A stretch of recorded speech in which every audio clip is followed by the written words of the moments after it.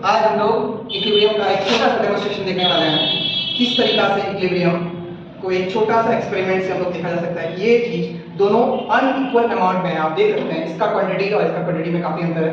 ठीक है, मैंने क्या किया, एक दो छोटा सा ग्लास, दो ग्लास लिया और दोनों को एक दूसरे के साथ कनेक्ट करके आपस में क्रॉस डाल देंगे। ठीक, ये प्रोसेस कब तक करना है, जब तक वाटर का लेवल सेम ना हो जाए। एक टाइम ऐसा आएगा जब दोनों जार का ऑलमोस्ट वाटर का लेवल, आप देख सकते हैं पहले का लेवल जो था किसी में कम था किसी में ज्यादा था, अब जो है लगभग दोनों का लेवल आपको सेम दिखेगा।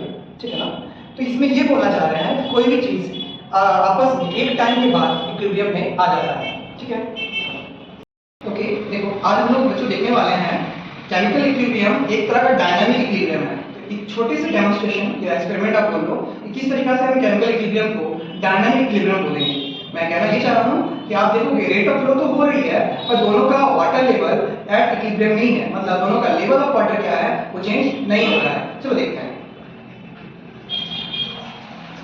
आप देख सकते हो दोनों ग्लास का वाटर लेवल सेम रह रहा है, दोनों का वाटर लेवल में कोई चेंजेस नहीं है पर रेट ऑफ फ्लो क्या चली रही है। तो इस तरीके से हम बोल सकते हैं कि कोई भी केमिकल रिएक्शंस वगैरह होती है सिमिलर इन दिस वे ही होती है, मतलब rate of forward reaction is exactly equal to the rate of backward reaction. Thank you. Basic chapter chemical equilibrium. At first we have to look introduction. सबसे पहले हम introduction देखेंगे, then इससे related कुछ graphs, कौन कौन से फैक्टर है जो इक्विलिब्रियम पे इफेक्ट डालेंगे, and fourth one is the law of mass action. Fifth one types of equilibrium constant, equilibrium constant कितने टाइप होते हैं, and what is the relationship between Kp and Kc। ठीक है, तो पहले हम ये जानते हैं कि इक्विलिब्रियम होता क्या है। जैसे मान लो कोई बॉडी अगर स्टेट ऑफ रेस्ट में है, लेट्स सपोज कोई बॉडी स्टेट ऑफ रेस्ट में है, अगर इस बॉडी को जितना फोर्स इधर लगाए उतना ही फोर्स इधर लगाएंगे तो हम बोल सकते हैं ये बॉडी क्या है, रेस्ट में है। रेस्ट में है तो मतलब बोल सकते हैं ये स्टैटिक इक्विलिब्रियम में है। ठीक है, इसी तरह अगर मान लो कोई बॉडी से यहां से वाटर का फ्लो हो रहा है या कोई भी सॉल्वेंट का फ्लो हो रहा है, ठीक है, लेट सपोज आपके पास ये बकेट है, इस बकेट का जो होल है और नीचे वाला बकेट का होल है जो है वो बिल्कुल सेम है। ठीक है, आप देखेंगे कि एक टाइम के बाद दोनों का जो वाटर लेवल है वो बिल्कुल सेम ही रहेगा।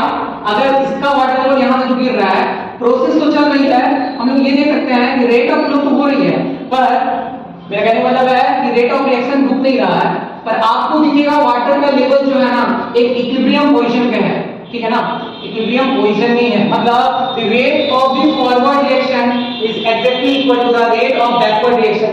इन द सिमिलर पैटर्न में केमिकल इक्विलिब्रियम भी एक तरह का क्या इस तरह का फिनोमेना हो करता है जिसको हम लोग बोलते हैं डायनामिक इक्विलिब्रियम। मतलब प्रोसेस चालू है, यहाँ पर देखो बॉडी पर भी रेस्ट है, यहाँ पर बॉडी रेस्ट में नहीं है पर आपको दिखेगा चीजें इक्विलिब्रियम में है, बट एक्चुअल में ये फ्लो तो हो ही रही है। हम ये समझ सकते हैं ये जो फ्लो है ये कैसा है, डायनामिक इक्विलिब्रियम। तो केमिकल इक्विलिब्रियम क्या है बच्चों, केमिकल इक्विलिब्रियम एक तरह का डायनामिक इक्विलिब्रियम है। ठीक है, जैसे हम कुछ ग्राफ से आप इस चीज को समझ सकते हो। जैसे पहले इसको उठाते हैं, तो हम ये पकड़ पाए कि the rate of the forward reaction equal to the rate of backward reaction. समझो बात को, जैसे मान लो यहां पर y एक्सिस में रेट ऑफ रिएक्शन और x एक्सिस में टाइम।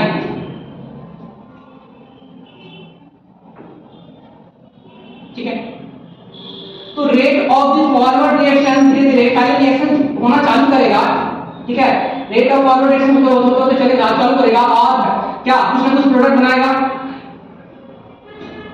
यहां से बैकवर्ड वाला जीरो से चालू होगा, जीरो कंसेंट से चालू होगा और एक टाइम ऐसा आएगा जब rate of the forward reaction वो कांस्टेंट हो जाएगा, मतलब इक्वल हो जाएगा। इसके बाद ये ना बढ़ेगा ना घटेगा, तो इस पॉइंट को हम लोग बोलेंगे इक्विलिब्रियम। इस पॉइंट को हम लोग क्या बोलेंगे बच्चों, इक्विलिब्रियम। ये था फॉरवर्ड रिएक्शन और ये है बैकवर्ड रिएक्शन। इस टाइम के बाद आप देख सकते हो पूरा रिएक्शन किसमें आ चुका है, इक्विलिब्रियम में आ चुका है। हम लोग बोल सकते हैं कि इस रिएक्शन को rate of forward reaction is equal to the rate of backward reaction, ठीक है। इन द सिमिलर पैटर्न में जब आप ग्राफ लिखोगे कंसंट्रेशन और टाइम के बीच में, पहला ग्राफ हम आपको दिखाएं कि रेट ऑफ रिएक्शन और टाइम के बीच में क्या ग्राफ बन रहा था। पहले कंसंट्रेशन धीरे-धीरे क्या रेट ऑफ रिएक्शन धीरे-धीरे प्रोडक्ट का रिएक्टेंट का धीरे-धीरे क्या हो रहा था, घट रहा था और प्रोडक्ट का धीरे-धीरे बढ़ रहा था। एक टाइम के बाद ये क्या हो गया, कांस्टेंट हो गया। आप देखो सिमिलर पैटर्न में जब आप बात करोगे कंसंट्रेशन का,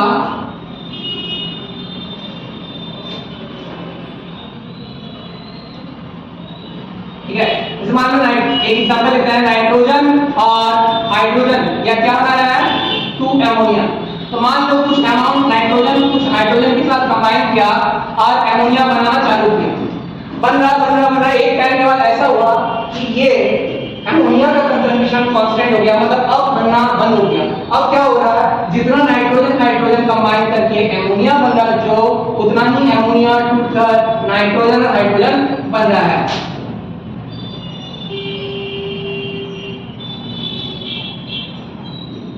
ये नाइट्रोजन का, ये हाइड्रोजन का, और ये प्रोडक्ट बन रहा है किसका, अमोनिया का। ये टाइम के साथ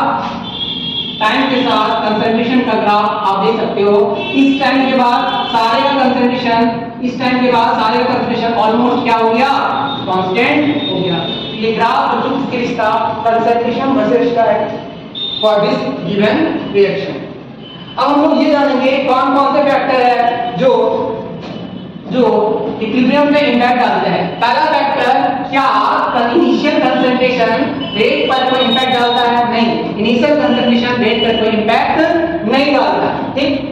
अगर हम लोग कोई कैटलिस्ट लेते हैं, क्या रेट ऑफ रिएक्शन बढ़ेगा या घटेगा? हाँ बच्चों, कैटलिस्ट क्या होता है, कैटलिस्ट वो सब्सटेंस होगा जो रेट ऑफ रिएक्शन को या तो घटा दे या तो बढ़ा दे। मैक्सिमम केस में ये घटाने का काम, बढ़ाने का काम करेगा।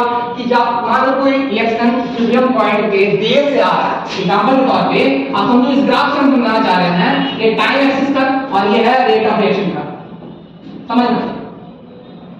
जैसे स्टार्टिंग में जब हम लोग कैटलिस्ट नहीं डाले थे, तो आप देख सकते हो कि एक टाइम के बाद रिएक्शन क्या हुआ, कांस्टेंट हुआ, इस पॉइंट पे इक्विलिब्रियम में आया।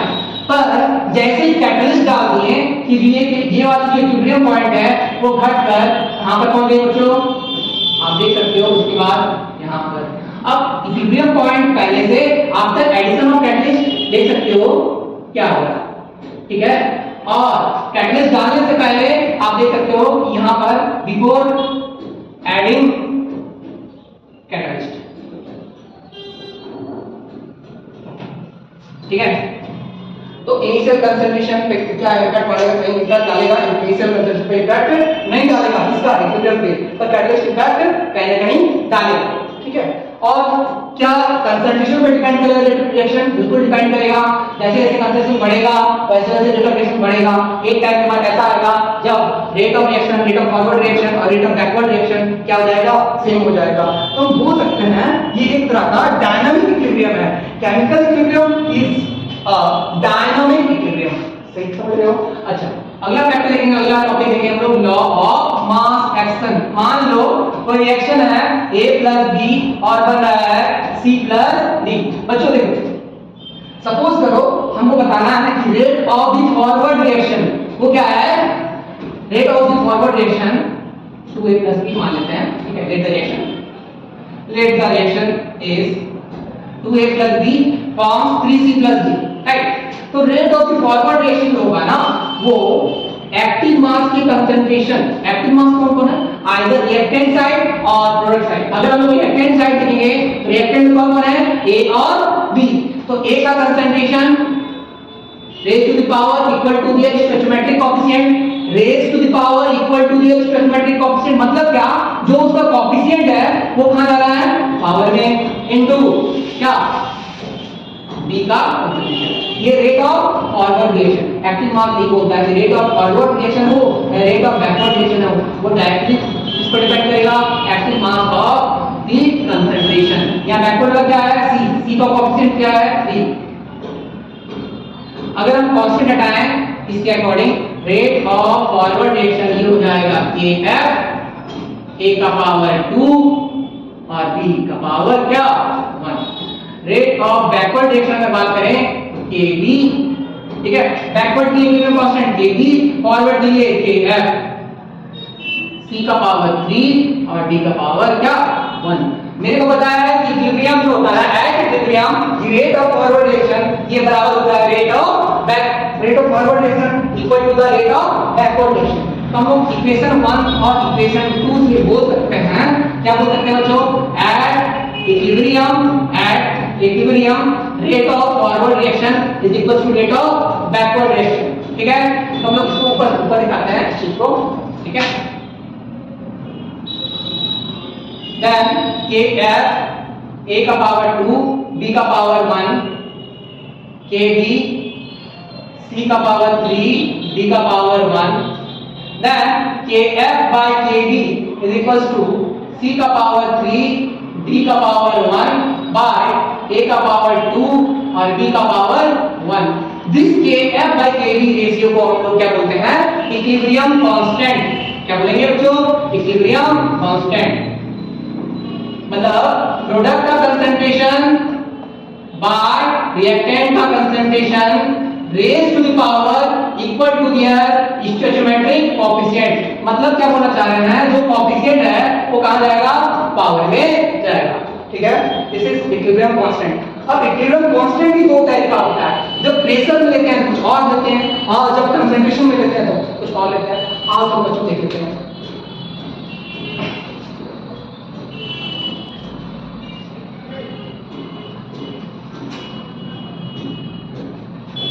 अगर हम टाइप्स ऑफ इक्विलिब्रियम कांस्टेंट की बात करें, टाइप्स ऑफ इक्विलिब्रियम कांस्टेंट की बात करें तो ये दो टाइप से होता है बाबू। क्या क्या, ये जो है वो दो टाइप से होता है। क्या क्या होता है, equilibrium constant for concentration for उसको बोलते हैं केसी, और एक होता है केपी। जब प्रेशर के टर्म में लेंगे तो केपी बोलेंगे और जब कंसंट्रेशन के टर्म में लेंगे तो केसी बोलेंगे, ठीक है ना। अब इन दोनों में कुछ ना कुछ रिलेशन होगा ना, इस रिलेशन को डिराइव भी करेंगे बच्चों। सबसे पहले रिलेशन होता क्या है वो देखेंगे। रिलेशन होता है तो क्या होता है, relation between KP and KC, relationship between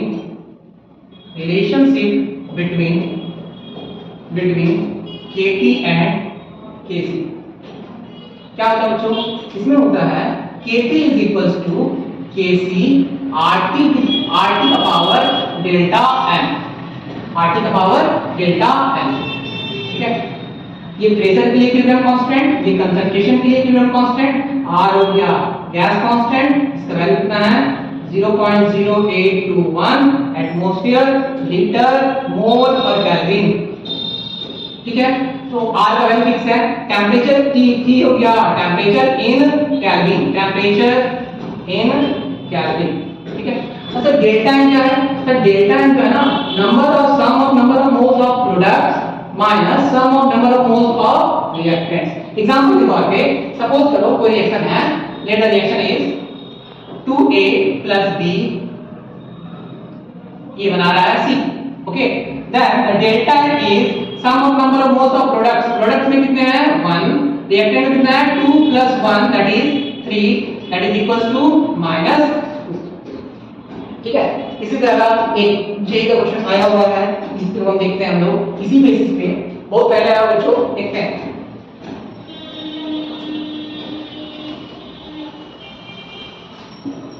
JEE में क्वेश्चन दिया है, अगर सल्फर डाइऑक्साइड हाफ O2 के साथ रिएक्ट करे और बनाए SO3 गैस, तो आपको ये बताना है what is the relationship between Kp and Kc।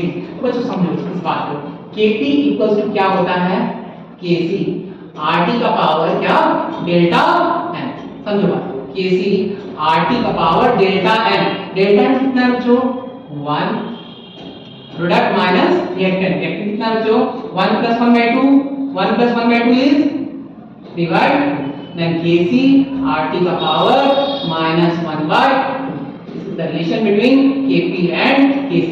हम लोग इसको इस तरह से भी लिख सकते हैं, Kp = Kc RT का पावर कितना 1 बाय। थैंक यू बच्चों।